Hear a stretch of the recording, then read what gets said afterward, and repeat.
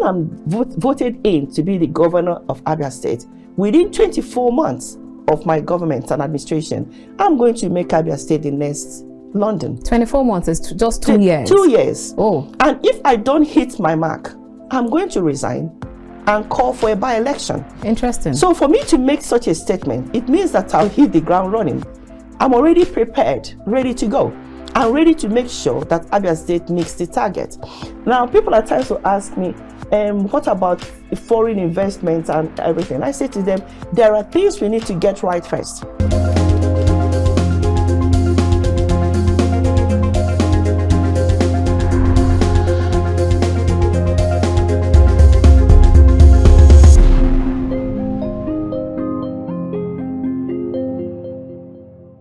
Now we begin today's conversation taking our quote from Veronica Mitchell Bachelet. She is a Chilean politician who served as United Nations High Commissioner for Human Rights from 2018 to 2022. She once said, "For me, a better democracy is a democracy where women do not only have the right to vote and to elect, but to be elected." I like. Our next quote is from Njideka Hari, World Economic Forum Schwab Foundation for Social Entrepreneurship Fellow. She once said, "If Nigerian women had the same opportunities as men, they could drive GDP up by $13.9 billion US. Okay. Now, last quote is from Dr. Ngozi-Okonjo Iweala, 7th Director General of the WTO. She took office on 1st March 2021, becoming the first woman and the first African to serve in that capacity. She once said, "Investing in women is smart economics, and investing in girls, catching them upstream, is even smarter economics." I like. Now let's see how all of this could relate to what we'll be discussing today. Very warm greetings and welcome to The Conversation. We're reaching you from Kaftan's television studio here in the nation's capital, Abuja. I am Annabelle Oji. When will roads in Aba, Umuahia and its environs be fixed? Abia State has appeared to be unlucky right from its creation in 1991 from the military that ruled down to elected leaders. The leadership failed to realize its responsibility of building the state before it has given little attention to construction of roads, both in the urban and rural areas. That's what an anonymous said, not me. Now, the bad road witness has caused so many accidents and untimely death, which would have been avoided. There is also a high increase in transportation fares. Most motorists have refused to ply that road leading to the rural areas, which make transportation of agricultural produce to the urban cities very difficult. The list is quite endless. Now, these are the words of Apostle Dr. Ngozika-Johnson Ogbuneke as she looked into all these problems and promised to bring lasting solutions such as construction of properly closed drainages, construction of road networks, both inter and intra-state communities, widening of roads and fixing of street lights for good vision during night travels. The governorship standard bearer of the Social Democratic Party SDP in Abia State in 2023 general election, that's Apostle Ngozika-Johnson Ogbuneke, has also challenged all gubernatorial candidates to declare their assets as a way to sanitize the wrath in the system and position Abia to become the state we all are desirous of. Johnson Ogbuneke will battle for the revered seat of the Governor of Abia State in the coming main elections in the state against Alex Otti, gubernatorial candidate of the Labour Party, Uche Ogah, that's for APC, Uchenna Ikonne, who is from PDP, and Greg Ibe of APGA. Now, that is what we will be discussing as our guest on the show today is Dr. Ngozika-Johnson Ogbuneke. She is SDP Governorship Candidate in Abia State, and we will definitely get right in to know exactly what her manifestos are, and you don't want to miss this part of the show. Do join us again.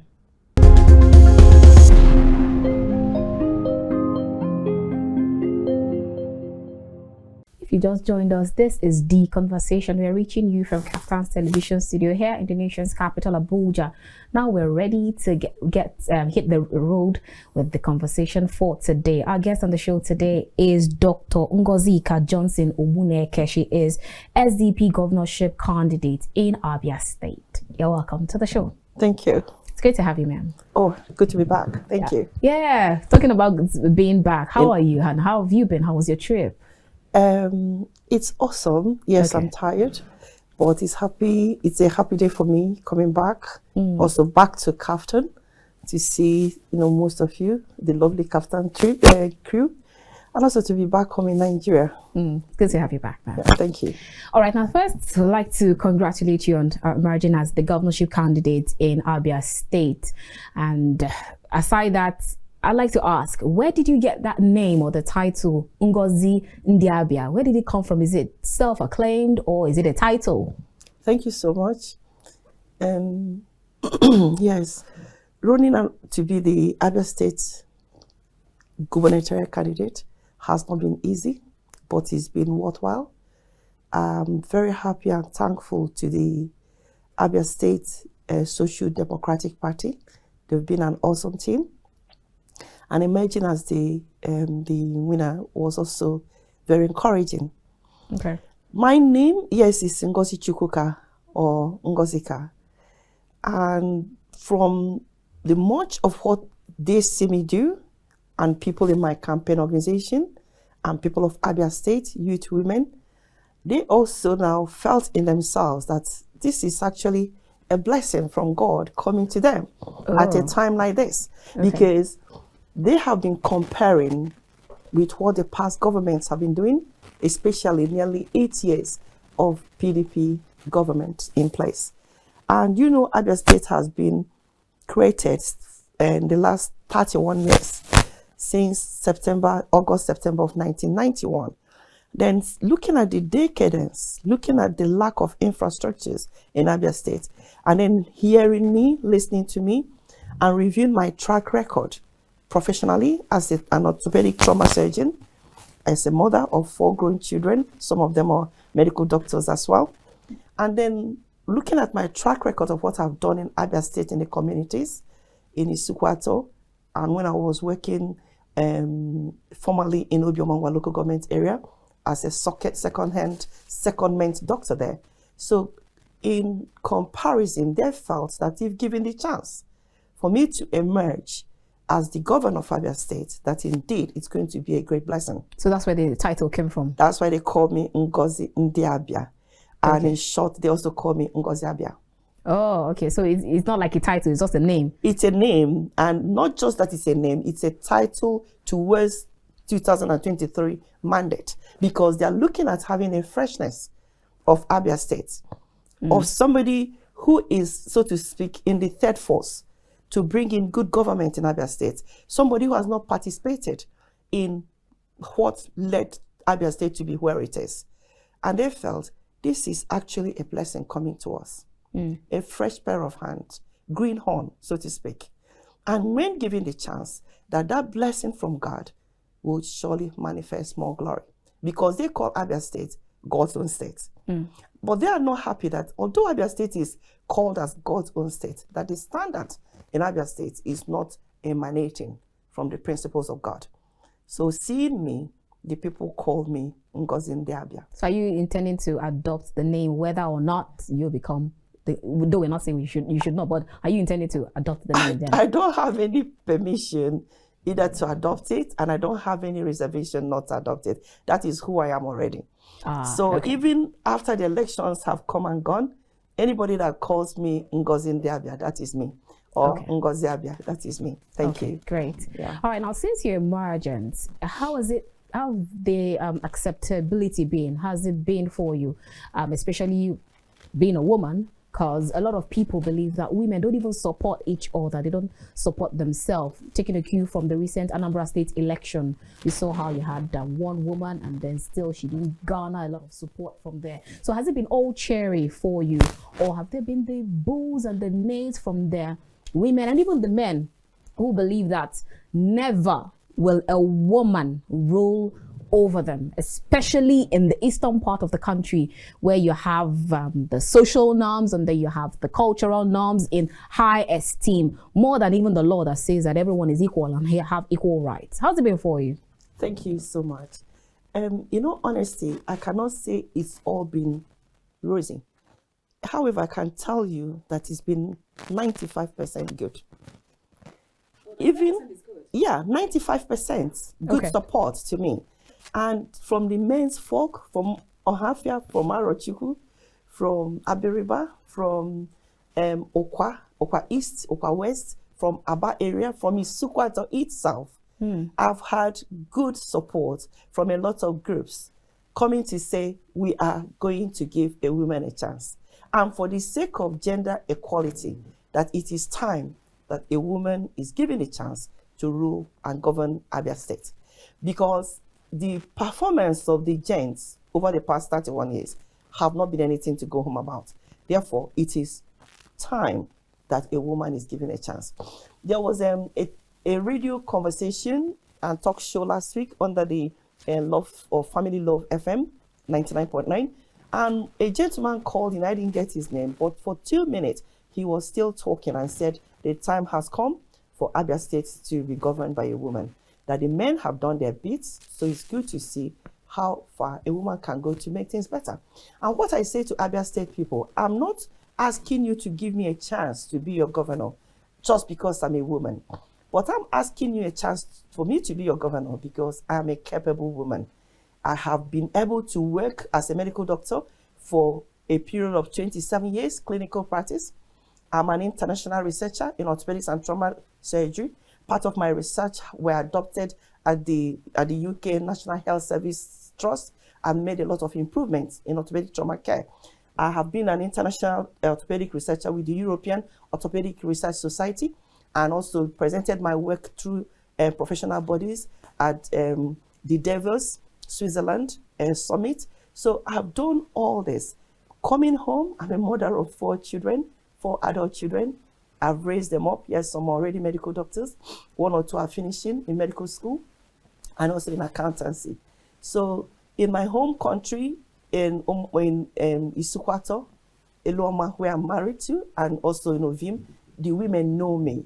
Even long before COVID started, I'm a Bible teacher, an apostle, a preacher. So I make my time to go and speak to them, to teach them, to show practical examples of looking after your home, being a good mother, teaching health education in very basic levels so that people can have better life, supporting them as they build the market stalls and anything that their projects are. So I have a foundation that is called the Sanctuary Hand of Grace Foundation, and I didn't call my name to reflect it is Ngozika or it is me. I just gave it to the people because I love serving people through what I do. So people seeing all those know that if given a chance, not just that I'm a woman, but I have a good record of what I've done being a woman, and I still have a chance to say no. Abia State is my fatherland, and it should be better than this. All right. When you write the states in Nigeria, Abia State is #1. And I'm coming to help Abia State to be #1, not just in name, but in development, both in structural development and in human development. All right, now, so now let's talk about your party, Social Democratic Party. How are they treating you? Do you have the he's for she's or the PhD, that's the operation, pull her down? Because you have a lot of people who have actually stated that some men, yes, they always say yes to women. Keep going, we're behind you. But then when it gets to the time when they should be giving that support, they're really not there because a lot of people are not ready to relinquish their position. So how's it been for you, especially in the party? What kind of challenges have you faced with regards to the fact that you're a woman coming out in that party? The Social Democratic Party have really done very well. I've actually been enjoying 100+1% support. Okay. And the Social Democratic Party has shown themselves to be pacesetters in promoting women in a principle of inclusiveness in civil politics. My coming out as the candidate of Abia State Governorship race has actually encouraged some other parties in Abia State to bring in women as deputy governors, something that I've not done before. The APC recently called up a woman to be their deputy governor. But look at the track records of Abia State all the years. Nobody has ever allowed any woman to come up to be the third position, let alone the second position in government. So the Social Democratic Party, they are, I don't know how to say it without self-praising, but they believe in bringing social justice, social responsibility. So you're saying that they actually blaze the trail for other people to follow? Exactly, into government. And all my time in the Social Democratic Party and in my dealings with them, I don't even think of myself as a woman. I told you I'm an orthopedic surgeon, and that is how I am, where I'm working. I've worked with a lot of men. At times, I'm the only woman there. And you're not looking at me because I'm a woman. I don't even think of her. I'm a professional. We've come here to do a work, a job, and we've got to deliver. And in the atmosphere of Social Democratic Party, everybody is valued. Everybody is encouraged. Everybody is supported. I've enjoyed that support. I've had situations that I needed clarification on things. They are also easily accessible. So even if you call up somebody for something, if they are not able to do it, they'll tell you who needs to call.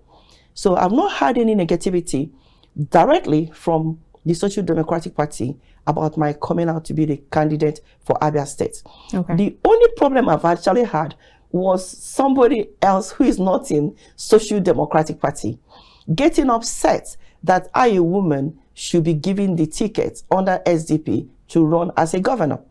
The person was so angry and said that he is willing to go and get another man from somewhere else. Are you going to put a face to it? To come and be the SDP governorship candidate so that I can become the deputy. I couldn't understand such a thought.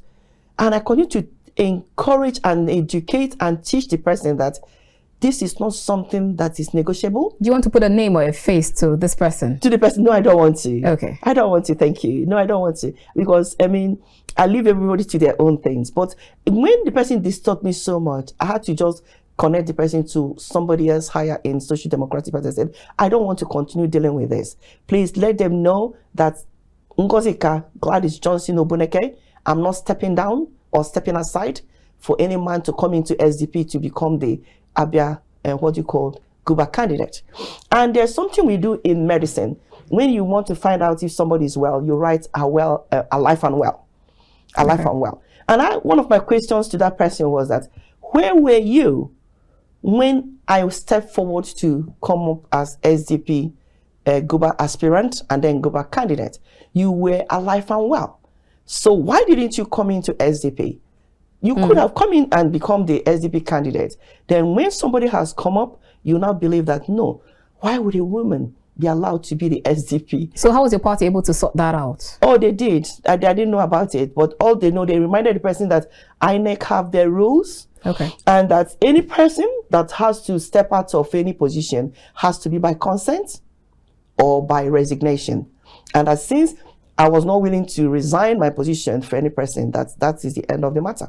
Okay. And that's where it ended. Okay, awesome. Thank you. Yeah. Now let's talk about what you have been doing. What have you been up to since your emergence as the Guba candidate of Abia State? Yeah, it's been, the whole work we did into coming up through the primaries, through the national convention, it was really very exhausting. And also the heat. So I needed time to rest for a while. So I had a holiday. But even though I have a holiday, I'm very happy with the age of technology. I've been working. My work time starts 7 a.m. and I finish up around 1 a.m. I have a powerful team, the Ngozika Governorship Campaign Organization in Abia State. This team, they are awesome. We've been doing a lot of consultation, visiting schools, visiting communities, talking to people in their natural places, like in the markets, in the parks. So it's not like politician or political election campaign have started, but instead we're making our voices known, making our intentions known, and also visiting motherless babies' home in Abia State, trying also to encourage them and to tell them there's hope coming. There's hope in Abia State coming, and there's hope again in 2023. That's in Ngozika is coming to give them hope. So you talked about, sorry to butt in there, you talked about the motherless babies home. You visited them. So how much will they actually influence? How much will they come in with regards to, we were looking at a few days, in fact, I'm sure politicians have started counting few hours to campaign, where campaigns will officially kickstart. So how much will all of these people, especially the people with disabilities, we've been having this continuous issues with including them in terms of governance, in terms of decision making, how much will they actually, can they come in to help even in your campaign team? Nigeria has to change, and Nigeria is changing. Abia State also has to change, and Abia State will change. Because any person that has a physical challenge with disability, the person is a human being, and their rights also have to be protected. What I'm doing today, like I said, visiting the motherless babies home or Cheshire homes where there's disability, it didn't start because I'm intending to run for governor of Abia State. It's something I learned from my dad of blessed memory, Honorable Justice Uchenna Johnson. When we were young, my dad will make out time, you keep your pennies, and when he's going to visit all these people, you go along with him. When I was a medical student in Enugu campus, University of Nigeria, College of Medicine, we also had places like that in Ababa and Ababa Nike, and I used to go there and visit them. Because when you remember people like that, you also think about yourself and humanity, and then you're able to appreciate what you have, and know that including people who have physical challenges to work around you is actually making them feel that they are not rejected because of what they have or the challenges they have, but instead that they are total human beings who have to be appreciated. During the time of Tony Blair of England, United Kingdom, the Home Office that time was actually a blind man, totally blind man, yes. And he was a very smart young man. He was very intelligent. Yes, he has the dog that takes him. He has his white stick. He also has a security officer that goes around with him. But his intelligence was not affected because he was blind. And that is the kind of thing I also want to bring in Abia State. Okay. That when you see someone, granted that they may have physical disability, you don't look down on them. You encourage and value their skills so that with what they have, they will make good contribution in the society. And then they can also be provided for. But there are some people that their own challenges cannot really allow them to work in the society, like people that have leprosy. We've also visited the Uzakoli leprosy colony, and we'll be visiting them again. So those people, because of the circumstance of their illness and the kind of disabilities that come up, they are not being integrated into the wider society, but they are being rehabilitated in their own settlement so that they can also live a good life. And these are the things I'm bringing into Abia State. Okay. And they may not, like motherless babies home, the children themselves will not be coming to vote. They are babies, they are young. But the fact that we could go to them and remind people to also look inward, to look after them, it's a way of every one of us thanking God that we have our mothers who nurtured us, who looked after us, and who also gave us values for who we are. So the people that are looking after them, yes, if they remember the good we've done, it's their own choice. I'm not going there to see them because I wanted to induce them to vote for me, no. But I'm reminding them that they are part of Abia State, and the government of Abia State under Ngozika-Johnson Ogbuneke will also be taking good care of them. And then you know that some people, most Nigerians, they believe that when you begin to see someone do things for probably get a foundation or do any kind of go into any kind of humanitarian activity, the next question they will tell you, keep checking or keep track on this person. It could be that this person has political ambitions sometime in the future. So are you saying that with all of this that you've done, it's not like you're trying to keep pictures down for when the day of reckoning will come? Yeah. Yes, I'm just telling people that this is who I am. Okay. It started from secondary school, from medical school. And if I'm also recounting on that, a lot of my mates have come also behind me. And they say, if there's anyone who is going to make a change in Abia State, it's Ngozika. Because during our medical school times at the College of Medicine, we have what we call Health Week. And we go into the communities to teach people about sickle cell and teach people about good nutrition and also any other thing that mothers are having challenges about. During my time as the vice president of the Medical Students Association, I started a program for us to do blood donation. So we donate and give blood, and those patients in the ward who cannot afford blood transfusion, then we're able to prioritize them and make sure they get blood for their relations free. So doing charity work and foundation or NGOs, it is just my nature. I'm a giver. I'm a worker in the community. And I didn't start today. That's what I want to say. All right, now let's, but since your emergence, have you, some people have actually said she has been out of town, but even though you said that you had to take some rest because of the activities during the primaries and all, and then we know that you've been out of the States, and some have asked, are you sure that she's still in touch with realities on the ground, especially in Abia State? So how do you respond to such people, or to that question? It's just like asking somebody, I'm not God, but I have to use this analogy. Just as saying that, oh, because I'm in this room, the door is closed. Oh, there cannot be God anywhere outside of here. Technology is outside. We're not in year 1901 when you have to do Telegram and it will take how many years for it to go. No. We have WhatsApp, we have Zoom, we have every other thing. And I've been using every gadget to get in touch with my people in Abia State. There have not been any disconnect. And the news in Abia State and the current affairs in Abia State, I'm also into it. A few weeks ago, about 6 weeks, somebody, I think it was Senator Joseph Kalu, went to Ohafia. And somehow there was a misunderstanding. And the villagers and the military, there was a clash. And people were being killed and killing. I stepped into the situation. I made my comments there. And I also connected with the community and reminded them that the Nigerian army and the Nigerian police is in order to help to keep goodness among people. And also I communicated with the Nigerian army, reminding them that the soldiers are not to keep order among civilians. They are combatants, therefore to pull their men away. Yes, I actually saw that your statement. And we're even going to go right to that also. So the fact that I'm not physically in Abia State or Nigeria does not mean I'm not around my people, or I'm not in touch with what is happening, or I'm not involved in helping to also look into things around me. I'm very much around. All right. Now let's delve straight to Abia State. Whoever that will become the next governor of Abia State has humongous duties cut out for him or her.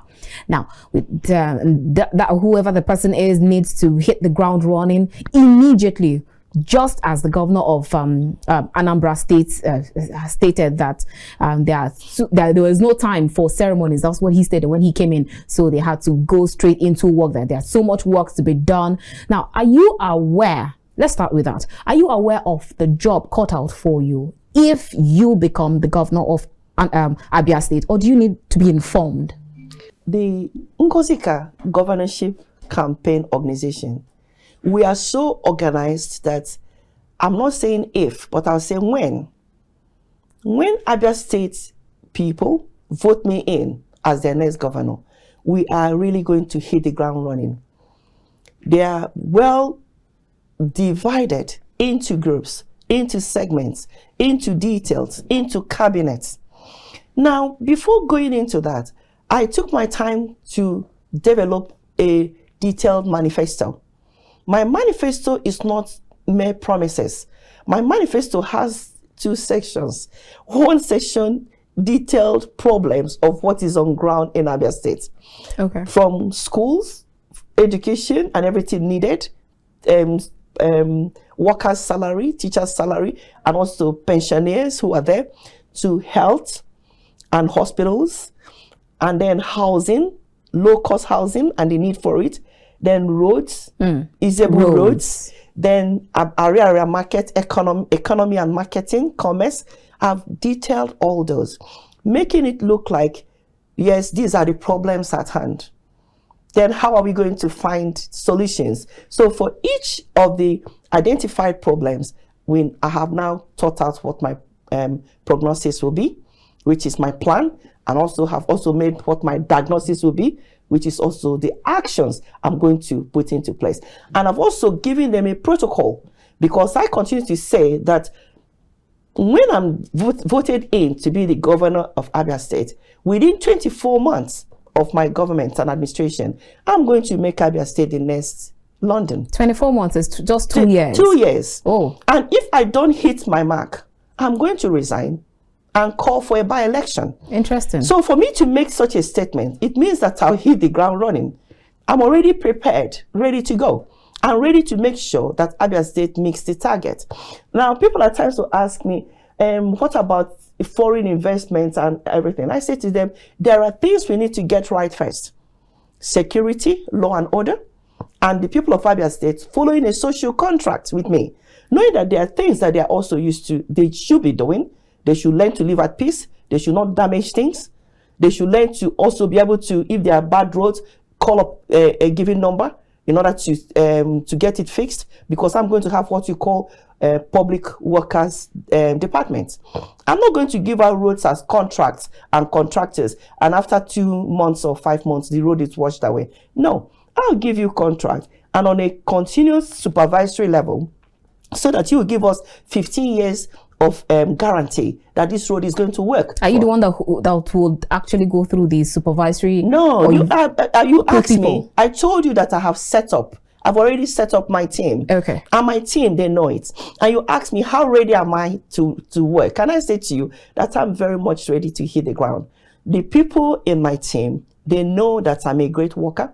I have high demands, and I also have high expectations. Abia State, as a people, I'm hoping that they do not vote in the line they are voting before. Oh, because it is this party, let us vote in. Because it is this. They've already said that to me. They've already been making that comments, and I'm happy. So if they really mean it and go to the voting day and use their PVC rights, and I'm voted to be the next governor, I'm telling you the honest truth. 2 years into my governance, Abia State will be a place where many people will be coming to see, because the difference will be very clear. Now, I hear you keep talking about your campaign team. Yeah. And then you talk to some other politicians, they keep talking about their political parties. Now, what kind of leadership style are you bringing to the table? If you keep talking about your campaign team, are you saying that your campaign team will move with you from now till the end of your administration? My campaign team is inclusive of the SDP in Abia State. So it's inclusive of, you can just have SDP as a party. There are some people who want to be there just because they want to be there. But there are some people who are there and actually want to see a change. So out of a group of all of us who are SDP in Abia State, there are some men and women who have stepped out in order to run with my mandate in Abia State, including the Abia State chairman of SDP, Elder Edward Ezemoke. So they are all part of my campaign team.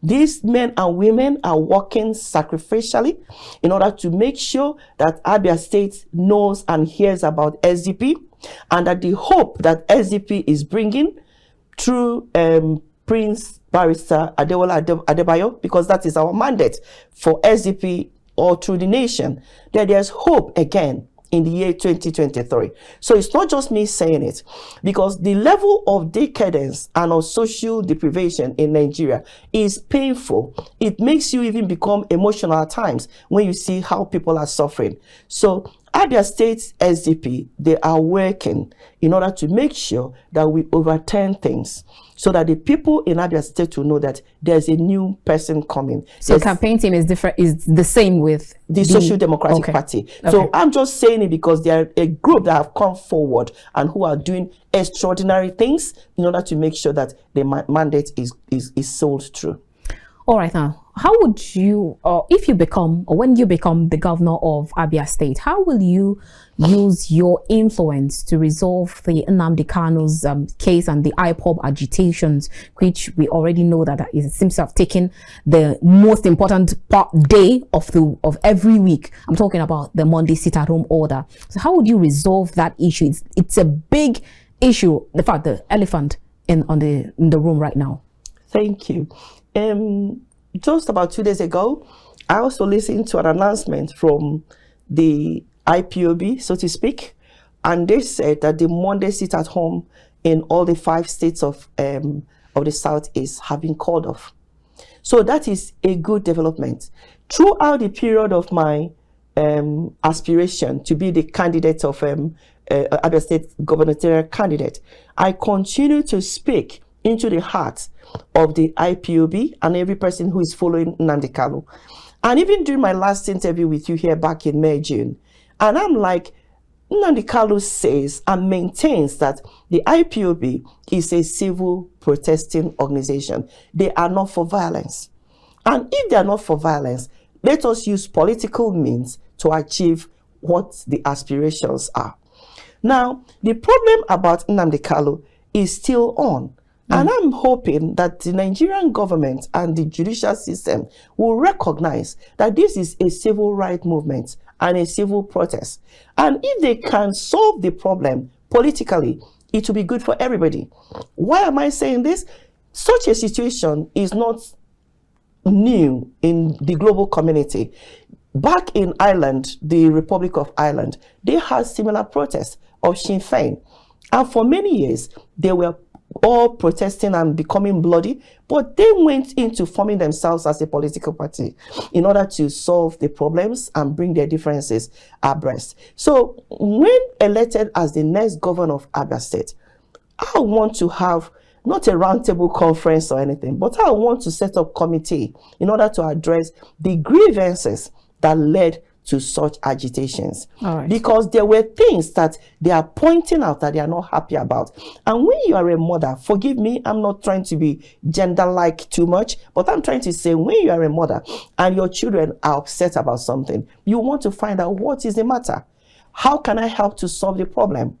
What can we do so that such a problem doesn't arise going forward? So what are the things that we're going to implement in order to ensure that there's peace and order in Abia State? So these are the things I'm going to do. You have a lot of people who are actually avoiding that topic, but it's actually good that you touched on it. Let's go on the script break, and when we return, Dr. Ngozika is still in the studio. We'll continue afterwards. Join us again.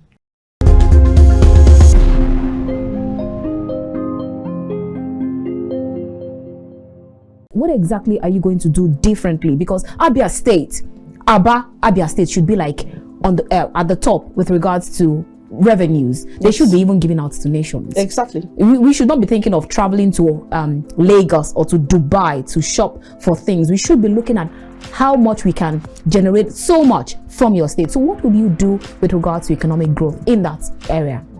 Thank you for that question.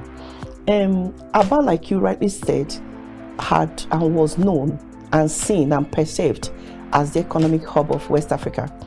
But down the years, 31 years down the line, there's a lot of decadence, there's a lot of wastage.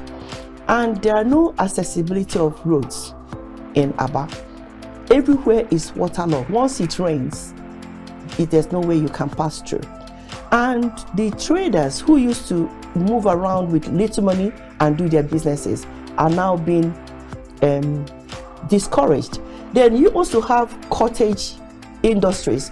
They make and imitate products, shoes, bags, and everything, and it will look like the exact replica, and it looks very good. These people are also not being encouraged because they don't have the funding, and even if they're able to do it, they cannot transport themselves to sell. And that's where the famous Aba Made came from. Exactly. Aba Made does not necessarily mean it is cheaper, or it is fake, or it is inferior. True. But it is like this could actually be done in Aba, in Nigeria.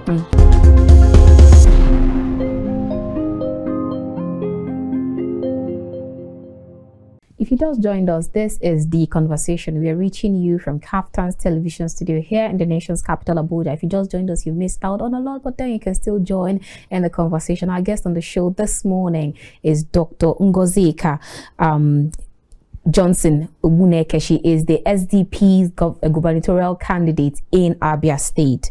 All right, before we went on that break, we actually talked about quite a lot of things, and we've talked about your manifesto and your blueprint.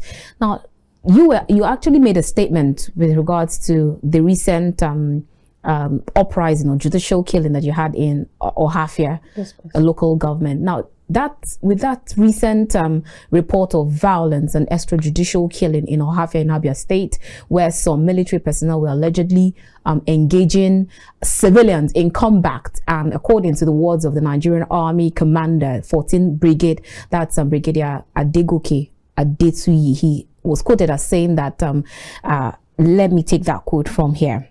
He stated that the military must eradicate criminals from Ohafia and its environs.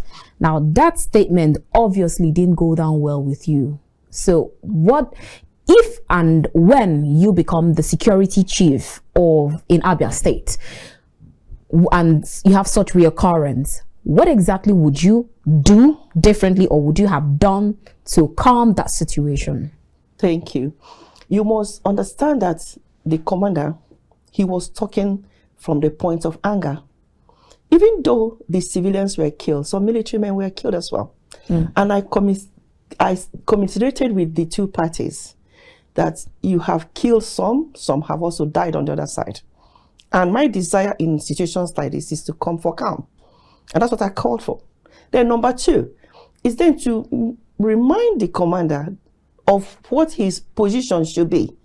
As a military man, they are combatants. They are not peacemakers. It is the police that works as peacemakers in the community. And I had to really speak to him to say, please withdraw your military men from where the civilians are. Because Nigeria is part signatory and co-signatory to all the international laws on human rights. And there's no place in law for a military man to be in combatant with the civilian.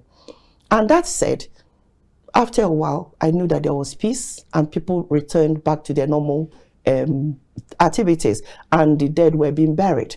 But should such a thing happen, my first instance and reaction will still be to bring calm in the community and to find out what was the reason, what was the source, what was the cause. Even now, we don't know the cause yet.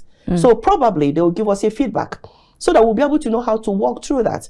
But in my own idea and in my desire for peace and order in Nigeria is for the community police to also have different levels of policing so that you don't even allow such a thing to happen. Because life is very dear. As a medical doctor, my first and primary calling is to preserve life. So any form of extrajudicial killing should be off the table. People should not be killed just because you say that they are wrong or right. You don't know who is the criminal. You have to go through the process of law. You have to give everybody the benefit of the right. Take them to court, lock them up in the police station, and then charge them. They are law enforcement agencies. They are legal prosecutors. Let them go through the process and let them be in prison.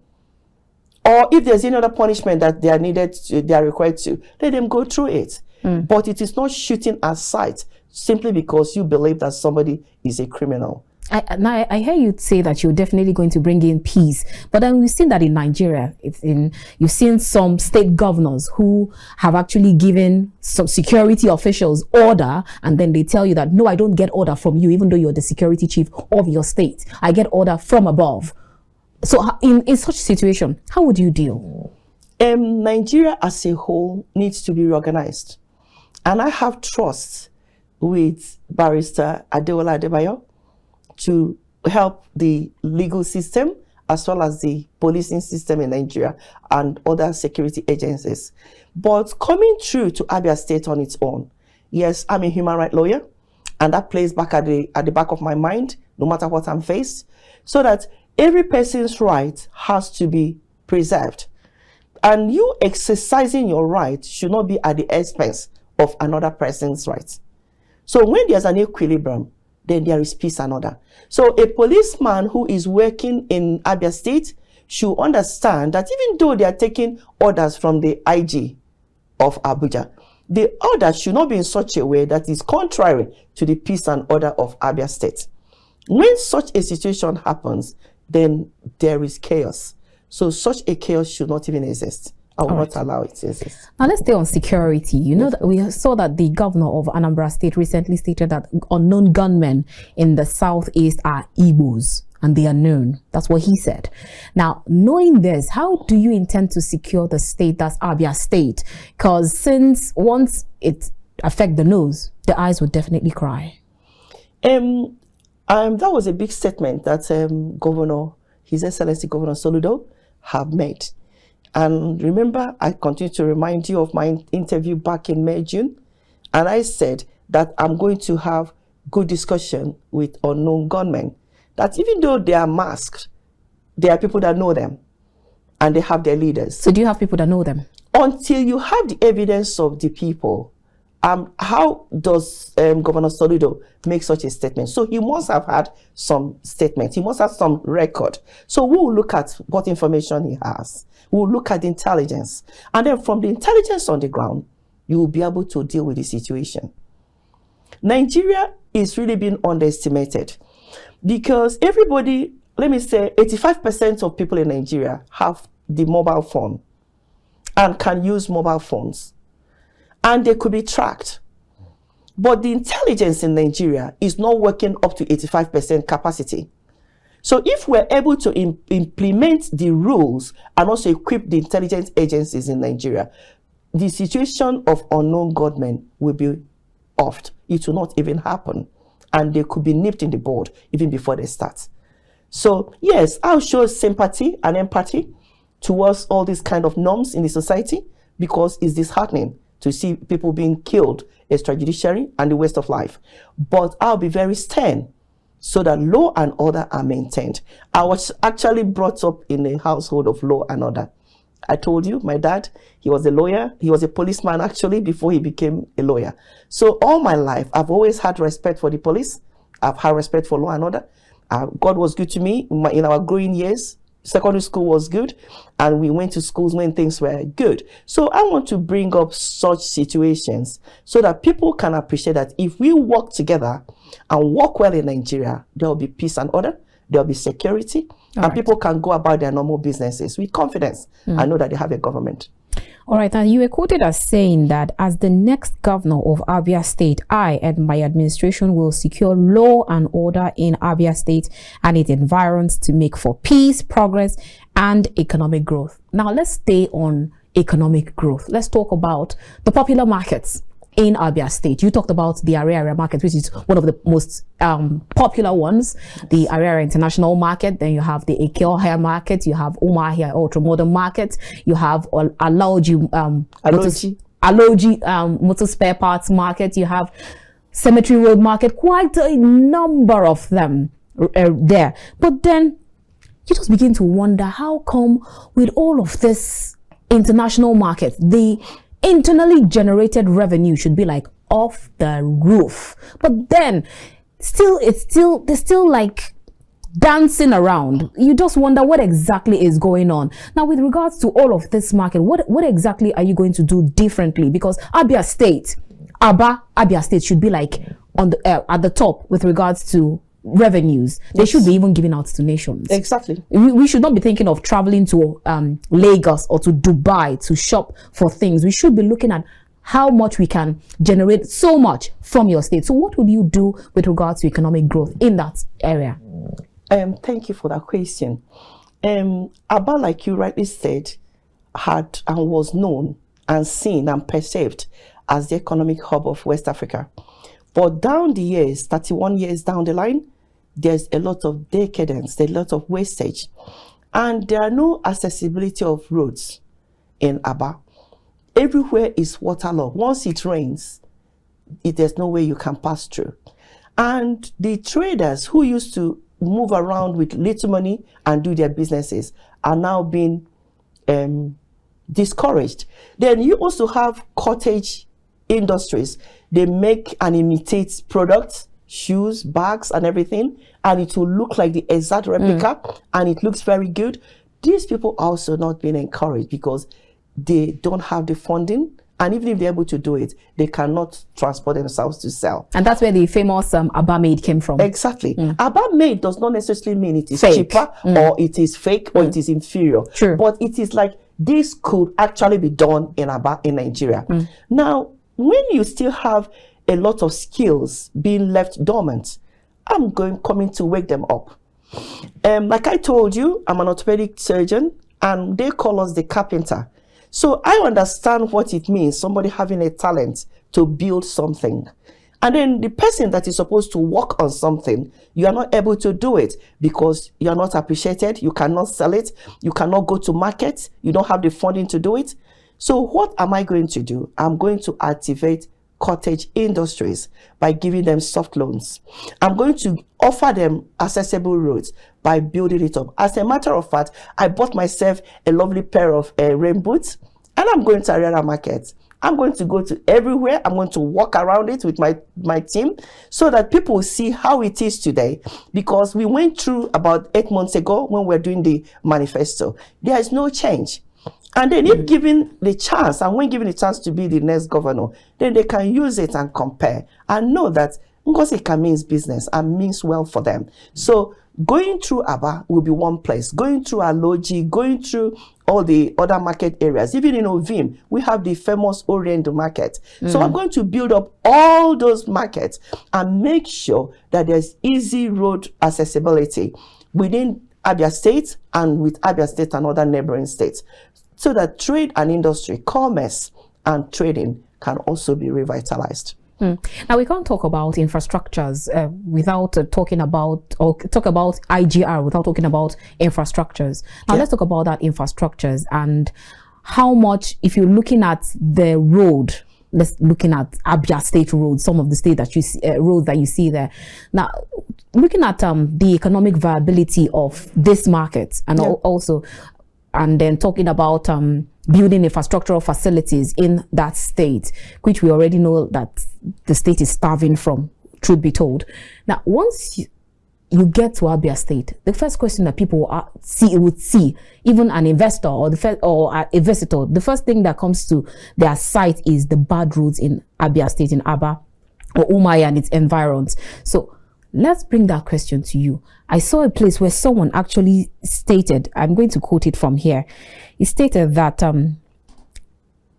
let me look for it. Okay, when will roads in Aba, Umuahia and its environs be fixed? I will bring that question to you.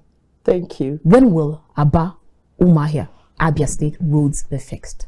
As soon as the people of Abia State have a reflection to know that doing the same thing in the same way and yet expecting a change is wrong and it's not going to give that change, then when they stop voting in parties or people who are not willing to serve them, to work for them, then when they change and vote in the right leadership, when they vote in Ngozika, the Social Democratic Party representative, governor candidate, then the change will come.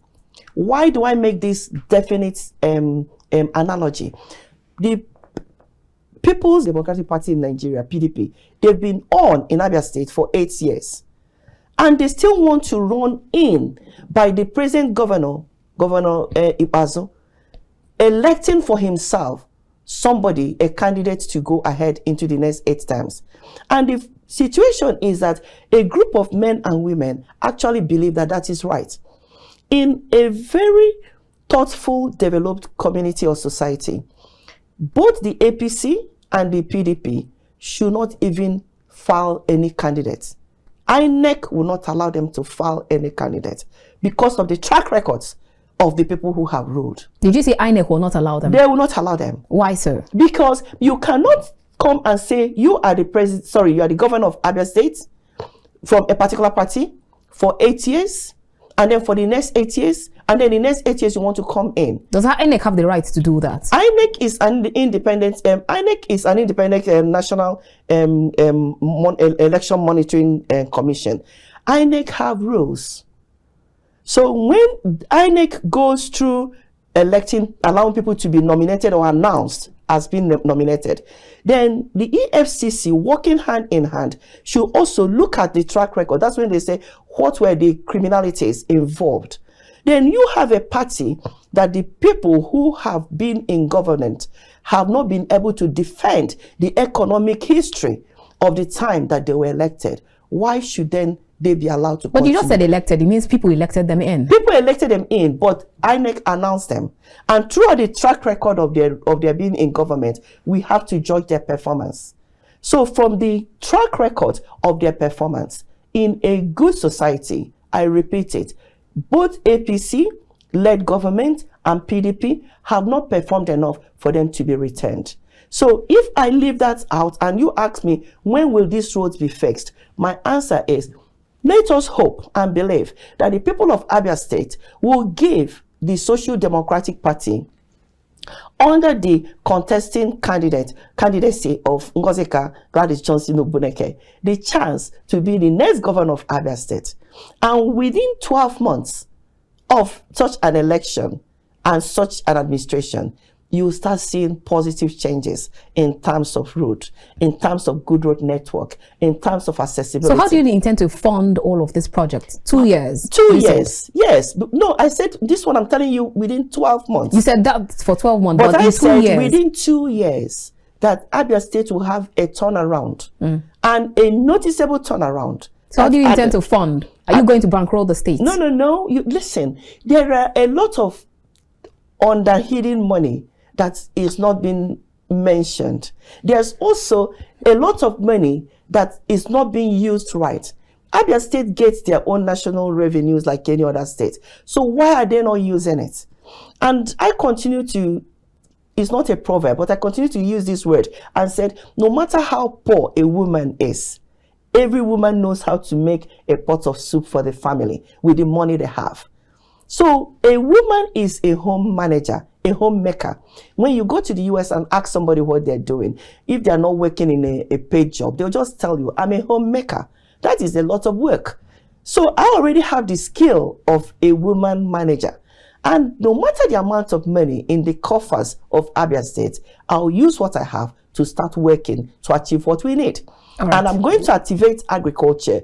And activating agriculture and agricultural products, there will be income coming in. And I'm going to activate the cottage industries, like we've mentioned in Aba. And when these young men and women with their skills are able to start working and rolling in products, they'll be happy that they're giving the soft loans, they're giving the encouragement to work, and then they'll be paying their taxes and also putting things into the government coffers.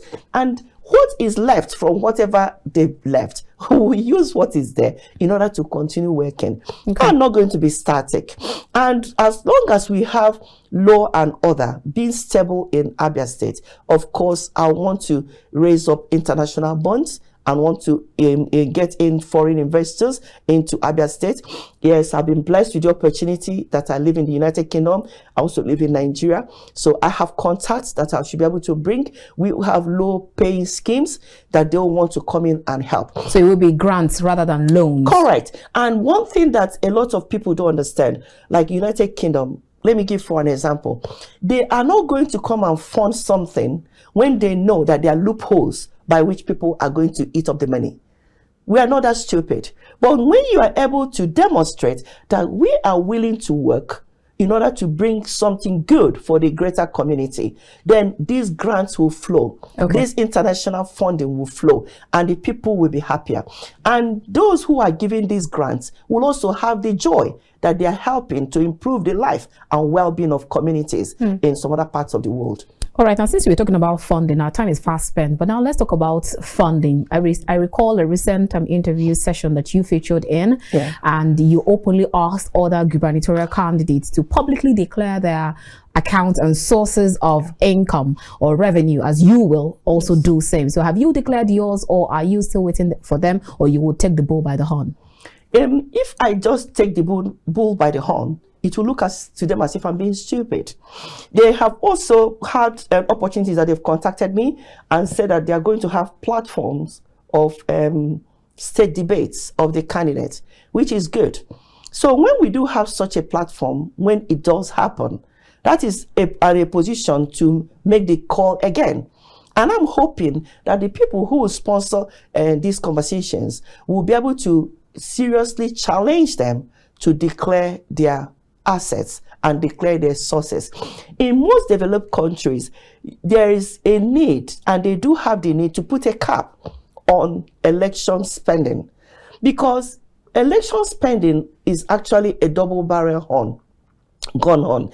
Because when you overspend, like they do in Nigeria, and they come into government, then there's a need to start paying back. Somebody is holding you to ransom, and then the treasury of the state is being used in order to sponsor monies that were wasted during the electioneering period. Okay. But when we have the common sense in order to put a cap to the spending at election time, then people have to actually be encouraged to vote, not because of inducements of bags of rice, or sudden medical outreach is being given to them, or surgical outreach is being given to them. These things are your money, which you are just thinking that somebody is giving you for free. All right. But they are going to use it in order to pay back at a later time. Such nonsense should stop. All right, let's get your last word, because we know that you will definitely battle for the revered seat of the gubernatorial candidate of the governor of Abia State in the coming election in Abia State with you against Alex Otti of LP. Also, you have Uche Ogah of APC. You have Uchenna Ikonne of PDP, and then Greg Ibe of APGA. And you are new in politics, so how would you speak to the minds of the Abians that with all of these big names and the big political wigs that you have right there, that you should vote? One vote for you will definitely count in the next 4 or maybe 8 years. Thank you. I'm not fazed at all by anybody coming up to be a big name. You are also a big name. I'm a big name. And I'm also not being fazed by any person saying they're coming out from a big party. The people of Nigeria are woke now. The same thing with Abia State. We've seen what our APC can do. We've also seen what PDP can do and has done in Abia State. So it is not like Abia State citizens are not intelligent. They are very clever. And I pointed it out last time that INEC has done a good thing by their electoral changes and updates that came up in law, so that the primary is finished and everybody now had time to sell themselves and to also let the electorate know who they are. So the electorate in Abia State, they are excited about Ngozika. Okay. They are excited about me coming to be the next governor of Abia State. They are telling me that I don't go to do national pool or state pool, but go ahead. Captain is a big organization. Go and take a poll and across the Abia State. People are no longer interested in APC and PDP. Yes, they have their monies to throw about. And I tell people, I have come to bring political sensibility in Abia State. Yes, I'll spend money, but I'm not going to spend money just to make you to vote for me. All right. I'll be prudent. But that as it is, I'm coming with the woman factor, because as a mother, I've shown a good track record. All right. I've raised my children, and I also want other people's children to have the same opportunities that my own children have had. I have a good package for education, and these are the things I want Abia State to focus on. All right. And when given the chance to run this mandate, they will smile. It will be a win-win for everybody. It's been a wonderful time having this talk with you, Dr. Ngozika, and we wish you all the best. Thank you. All right, viewers, we've been chatting with Dr. Ngozika-Johnson Ogbuneke. She is the SDP's gubernatorial candidate in Abia State, and it's been a wonderful time here on The Conversation. I'll see you again next time. Keep watching The Conversation, because you never know who my next guest will be and what my next topic will be all about. Till I come your way again from the nation's capital, Abuja, I am Annabelle Oji. God bless Nigeria.